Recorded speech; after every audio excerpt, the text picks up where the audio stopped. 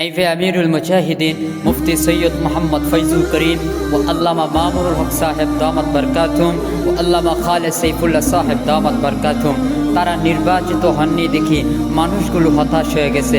মোমেন কখনো হতাশ হয় না। মোমেন সবসময় আল্লাহর উপর ভরসা করে।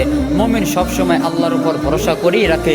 তাওয়াক্কালতু আলাল্লাহ, তাওয়াক্কালতু আলাল্লাহ। আর মোমেন সবসময় ধৈর্য ধারণ করে। ইন্নাল্লাহা মাআস সাবিরিন, নিশ্চয় সবুরকারীর সাথে আল্লাহ আছে। আল্লাহ তাআলা তাদেরকে একদিন ফুলের মালা দিয়ে বরণ করে মানুষের সামনে সম্মানের সাথে সংসদের মধ্যে নিবে। এটাই আমাদের আল্লাহ তাআলার কাছে চাওয়া। তাই আমি আমার প্রত্যেক ভাইদেরকে বলবো, আপনারা কখনো হতাশ হবেন না, সবসময় আল্লাহর উপর ভরসা করবেন। আল্লাহ তাআলা আপনার আশাও পূর্ণ করবে, আমাদের আশাও পূর্ণ করবে, আমাদের শায়েখের আশাও পূর্ণ করবে, আমাদের পুরা জাতির আশা আল্লাহ তাআলা একদিন পূর্ণ করবে, তাদেরকে সংসদের মধ্যে নিয়ে ইনশাআল্লাহ।